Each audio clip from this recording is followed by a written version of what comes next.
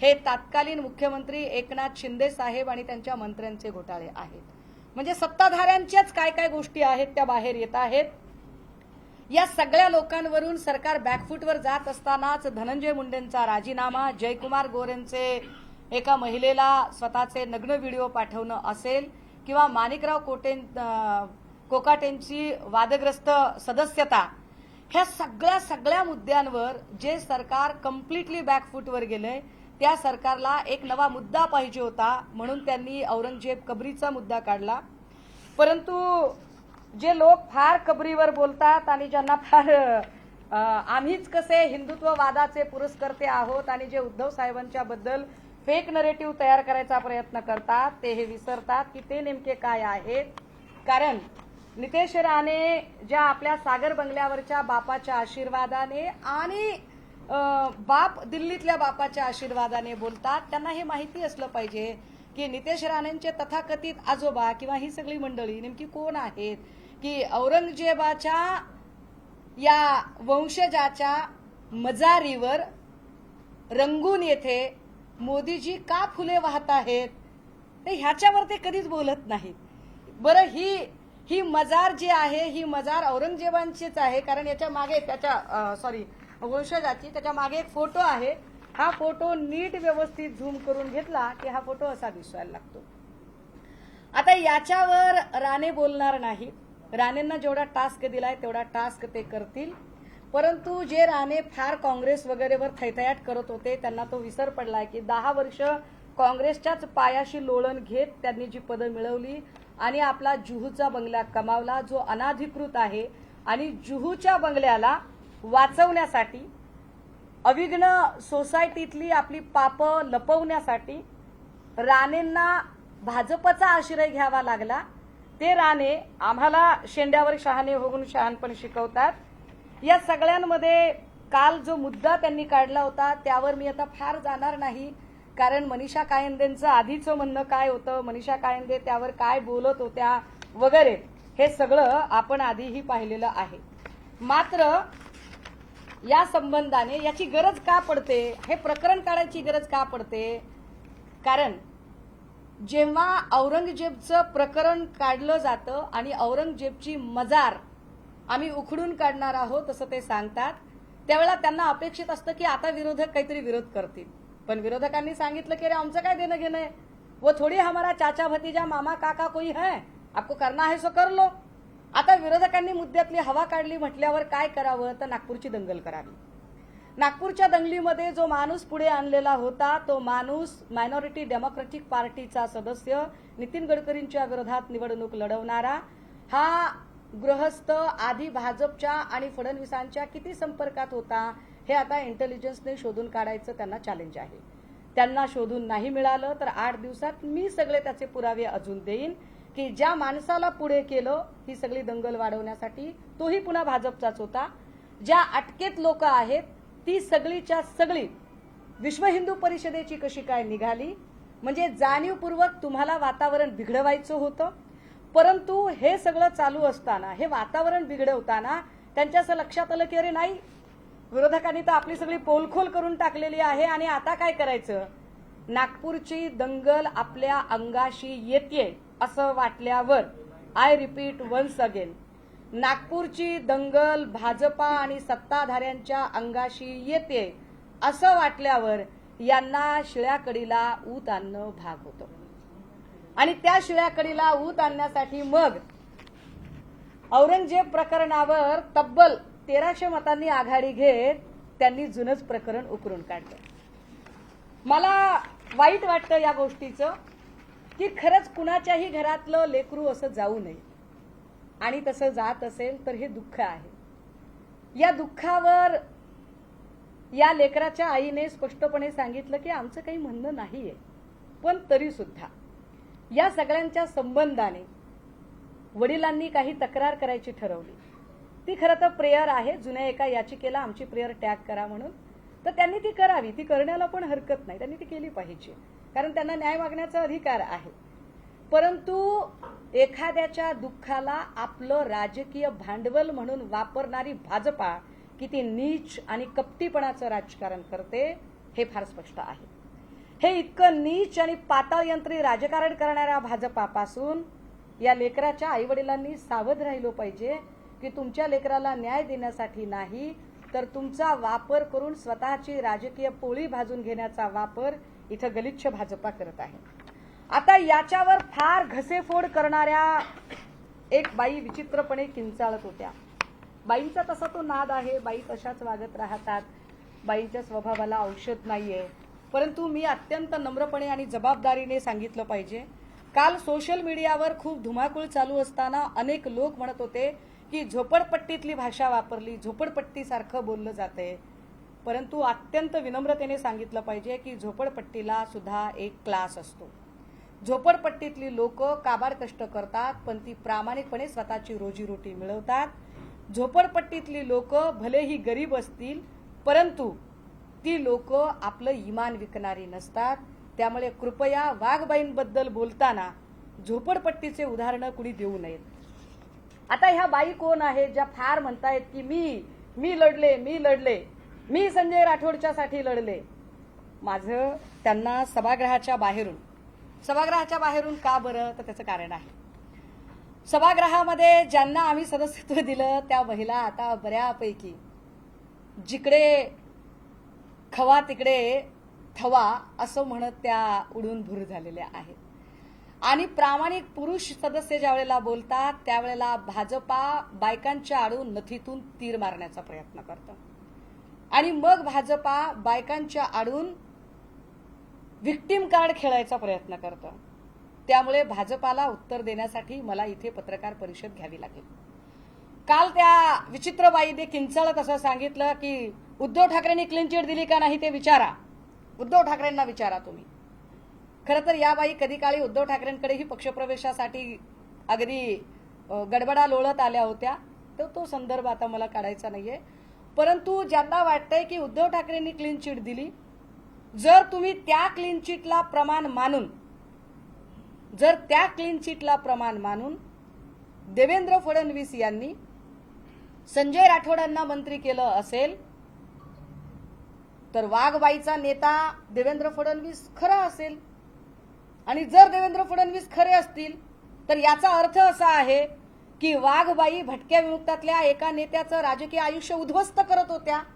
याचा अर्थ असा आहे की वाघबाई स्वतःच्या राजकीय करिअरसाठी पूजा चव्हाण नावाच्या भटक्या विमुक्तातल्या एका पोरीच्या अब्रूचं मातेरं राजकारण्यांच्या समोर उधळत होत्या। आणि समजा जर ही क्लीन चिट चूक असेल तर वाघबाई कसल्या लढत आहेत?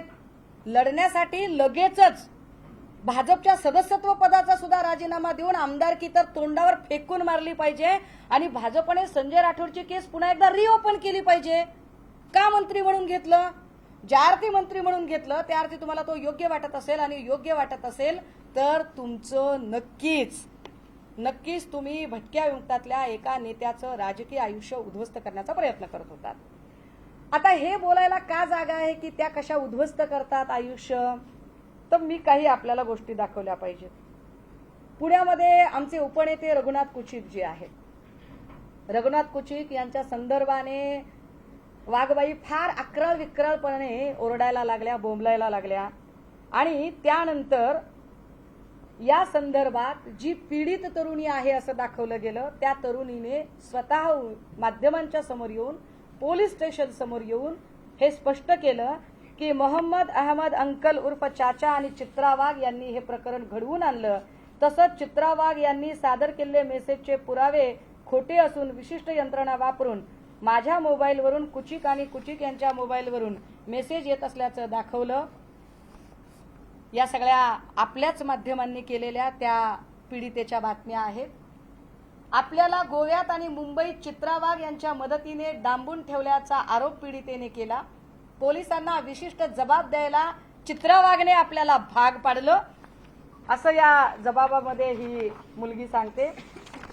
ही जी पीडित तरुणी आहे ही पीडित तरुणी पुन्हा असंही सांगते की न केलेल्या गुन्ह्यांची शिक्षा कुचिक यांना नको, मला वाघबाईंनी शिवसेनेला डॅमेज करण्यासाठी हे करायला सांगितलं। पुढे जाब द्यायला मला चित्रा वाघने भाग पाडलं हा धक्कादायक खुलासा याच्यामध्ये देत आहे। हे झालं कुचितचं प्रकरण. बाई एवढ्यावर थांबतील तर बाई कशा? कारण भाजपला या सगळ्या फौजची गरज आहे.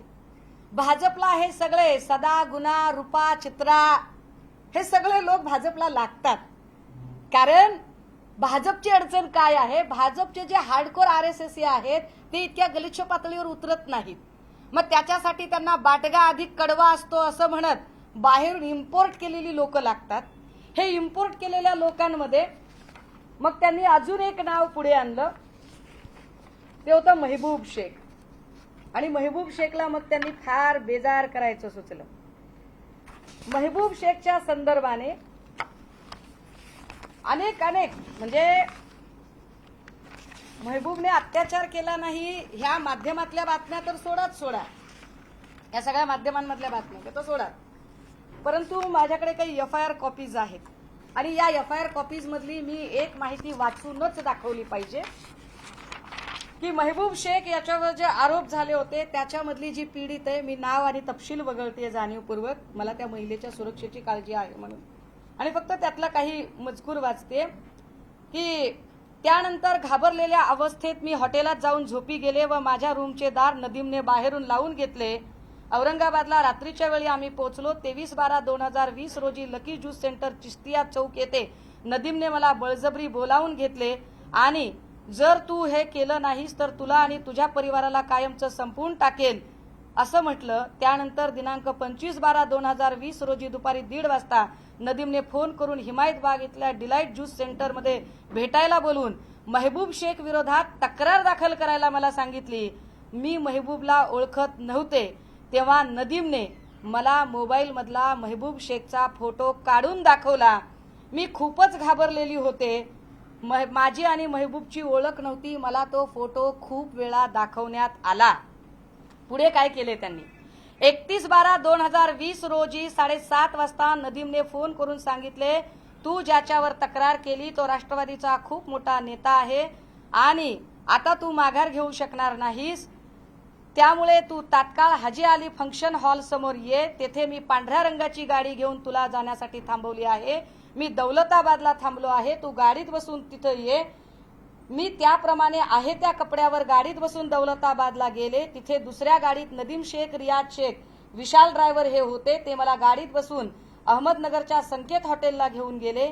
तिथे रूम मध्ये मला सोडून माझा मोबाईल त्याच्या ताब्यात घेऊन मी 1-1.5 तासात येतो म्हणून नदीम गेला. त्यानंतर 1.5 तासांनी नदीमने येऊन मला ज्यांनी काम दिले आहे ती व्यक्ती आष्टी, कृपया हे माध्यमांनी ऑन एअर करावी, काय सांगितलेलं आहे. त्यानंतर 1.5 तासांनी नदीम येऊन मला ज्यांनी काम दिलेले आहे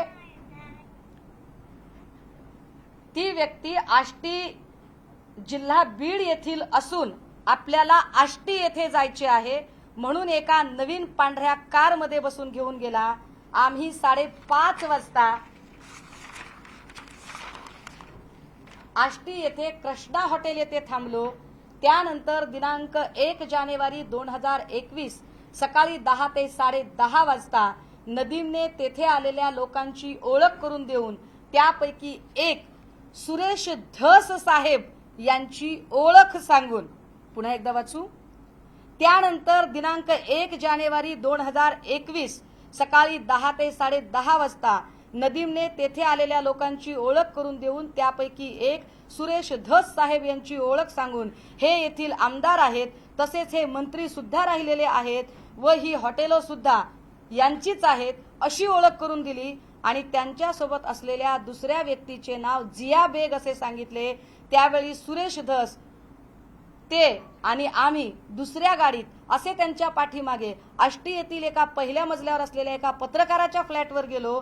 तिथे एका महिलेची ओळख करून देऊन ह्या फार मोठ्या समाजसेविका आहेत व त्यांची खूप मोठी पोच आहे, त्यांचे नाव चित्रा वाघ आहे म्हणून त्यांची ओळख करून दिली. मी तिथे त्यांना मला खोटी केस करायला लावली, मला खूप लोक फोन करून त्रास देतात, मला यात पडायचं नाही असं म्हणाले. त्यावेळी चित्रा वाघ व सोबत असलेले तेथील सर्व मला म्हणाले की तुला आता एफआयआर प्रमाणेच बोलावे लागेल, नाहीतर तुझ्यावर खोटी केस केली म्हणून गुन्हा दाखल होईल व तू आयुष्यभर जेलमध्ये सडशील. त्यानंतर चित्रा मॅडमनी त्यांच्या सांगण्याप्रमाणे सुरेश धस आणि जिया बेग यांची चर्चा चित्रा मॅडमनी माझा एक व्हिडिओ करून घेतला आणि मला चित्रा मॅडम यांनी मीडियाशी कसे व काय बोलायचे हे शिकवले। त्यानंतर चित्रा मॅडम, नदीम आणि सुरेश दस आणि जिया बेग यांची चर्चा झाली। त्यानंतर त्यांनी आम्हाला जायला सांगितले।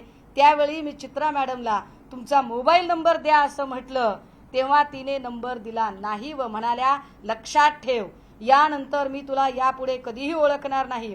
यापुढे तुझ्या संपर्कात मी सांगितलेले लोक विशाल, शेख रियाज, शहानूर हे दुसरी गाडी घेऊन हॉटेलला आलेले होते व तेथून आम्ही मुंबईला निघालो असता आष्टीच्या रस्त्यावर जिया बेग याने गाडी थांबवून नदीमच्या हातात एक बॅग दिली। त्यावेळी मी नदीमला बॅगमध्ये काय आहे असे विचारणा केली असता त्यांनी सांगितले की पोलिसांनी तुला कोणत्याही प्रकारचा त्रास देऊ व तसेच आपल्या राहण्याची व्यवस्था म्हणून हे पैसे दिलेले आहेत।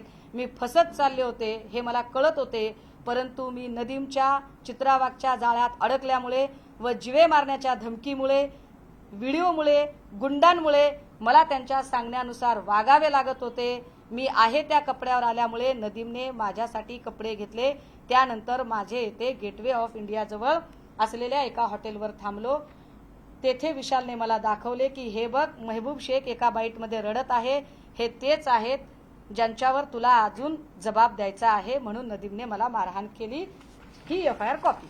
आता या एफआयआर कॉपीच्या नंतरही वाघबाई म्हणाल्या छे छे हे तर खोटच आहे, त्यांचा नेहमीचा स्वभाव, हे तर खोटच आहे, आणि त्यावर अब्रू नुकसानीची केस महबूब शेख यांनी दाखल केली। हे पुन्हा एकदा माध्यमांसमोर स्पष्ट केलं पाहिजे की गेल्या 5-7 वर्षात तब्बल 193 केसेस ईडीने दाखल केल्या। 193 केसेस मधल्या फक्त 2 लोकांना शिक्षा झालेली आहे आणि 2 ते 3 लोक स्वतः लढून आपल्या बलबुत्यावर बाहेर आले। मग संजय राऊत असतील, सूरज चव्हाण असतील, अशी ही सगळी मंडळी। बाकीचे लोक कुठे आहेत याची जर माहिती घेतली तर सगळेच्या सगळे भाजपमध्ये आहेत। आता हे जे सगळेच्या सगळे भाजपमध्ये आहेत, या लोकांचं ज्या अर्थी हे भ्रष्ट नसतील म्हणूनच भाजपने घेतले असतील, तर भाजपने यांची माफी मागितली पाहिजे किंवा या लोकांनी भाजपवर आणि किरीट सोमय्यावर अब्रू नुकसानीची केस टाकली पाहिजे, पण ते तसंही करत नाहीत। पण महबूब शेख, कारण तो खऱ्याने लढत होता, महबूब शेखने मात्र अब्रू नुकसानीची केस टाकली। माझ्याकडे हायकोर्टची ऑर्डर कॉपी आहे। या हायकोर्टच्या ऑर्डर कॉपीमध्ये स्पष्टपणे खालचं जिल्हा कोर्ट, हायकोर्ट दोन्ही कोर्टामध्ये निकाल महबूब शेखच्या बाजूने आहे की ज्या चित्रा वाघने स्पष्टपणे राजकीय आयुष्य उद्ध्वस्त करण्याच्या हेतूने, डॅमेज करण्याच्या हेतूने हे सगळं केलं असं स्पष्टपणे म्हटलंय। ही प्रेयर इंग्रजीमध्ये आहे, पण तरीही 2-3 ओळी वाचल्या पाहिजेत। In the present case the suit for deformation is filled by the person against whom the criminal proceedings are initiated. However, the criminal proceedings are not initiated by the present applicant. Defendant filing of criminal proceeding is not pleaded as a cause of action. The suit is based only the statements made by the applicant against the respondent, which according to the respondent are false and judgmental, as if the respondent is being convicted for the offence, though the statement were made of the basis of on an FIR that was lodged against the respondent. The pursuit of the statement as quoted in the plaint shows that the applicant has made statements against the respondent by proceeding as if the respondent is convicted. ह्या सगळ्या जर गोष्टी बघितल्या तर वाघबाईंचा किंवा किरीट सोमय्यांचा वापर भाजपा काय पद्धतीने करते आणि कशासाठी करते हे स्पष्ट आहे। राहिला प्रश्न वाघबाईंनी कालची भाषा वापरायचा, मला वाटतंय त्या भाषेवर मी जाऊ नये, माझ्यावर चांगले संस्कार आहेत, परंतु एक नक्की आहे की या निमित्ताने थोडीफार आकडेवारी का होईना परब साहेबांनी बाहेर काढली। मी परब साहेबांचे आभार मानते। आणि माध्यमांनाही जो प्रश्न सतत पडतो की अरे विरोधक कुठे आहेत, तर मुठभर असणाऱ्या विरोधकांनी अत्यंत मोठी पाशवी बहुमत असणाऱ्या सत्ताधाऱ्यांना या अधिवेशनात काय पद्धतीने सळो की पळो करून सोडले हेही आपण सगळे बघत आहात। आणि त्यामुळेच पोटशूळ उठलेल्या लोकांनी आत्ता हे सगळं आकांडतांडव केलं। वाघबाईंनी जो आकडा सांगितला तो त्यांच्या कार्यकर्तृत्वाचा एकूण आलेख बघितला असता हा आकडा थोडा कमी आहे, कारण लोक अत्यंत कौतुकाने आकडेवारी जास्त देतात, याचेही कृपया त्यांना भान असावं। प्रश्न विचारू शकता.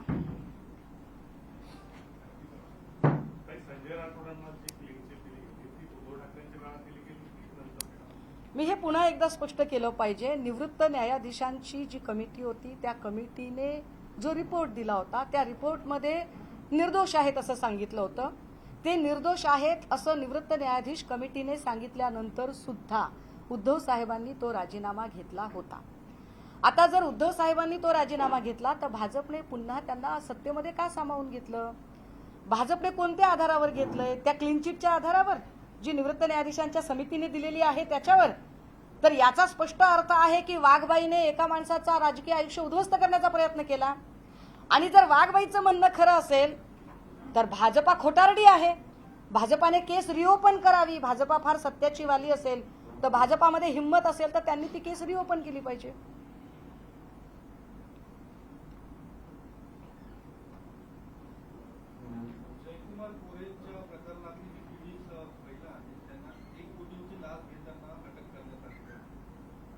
माझ्यापर्यंत ही माहिती आलेली नाही, कारण मी आता आपल्यासमोर मघापर्यंत तरी माझ्याकडे ही कुठलीही माहिती नव्हती. मी माहिती घेऊन निश्चित त्याची उत्तरं देते. ओके.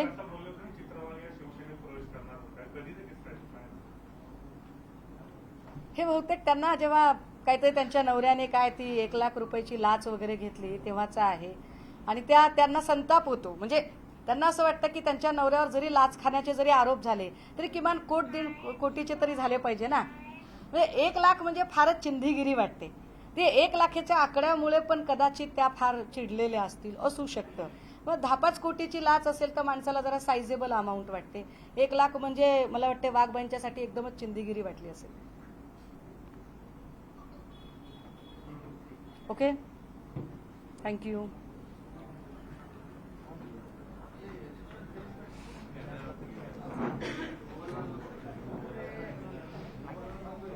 नीट चाललंच सायलेंटला टाकायला हवं होतं. माझ्याही लक्षात करावा.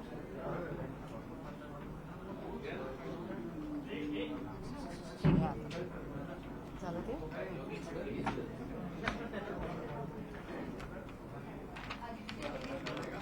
जर कुणाला FIR ची कॉपी आणि हे पाहिजे असतील डॉक्युमेंट तर आहे तिथे. सॉफ्ट कॉपी पाहिजे असेल सॉफ्ट कॉपी पण पाठवतो. कुठला फोटो हवाय तुम्हाला?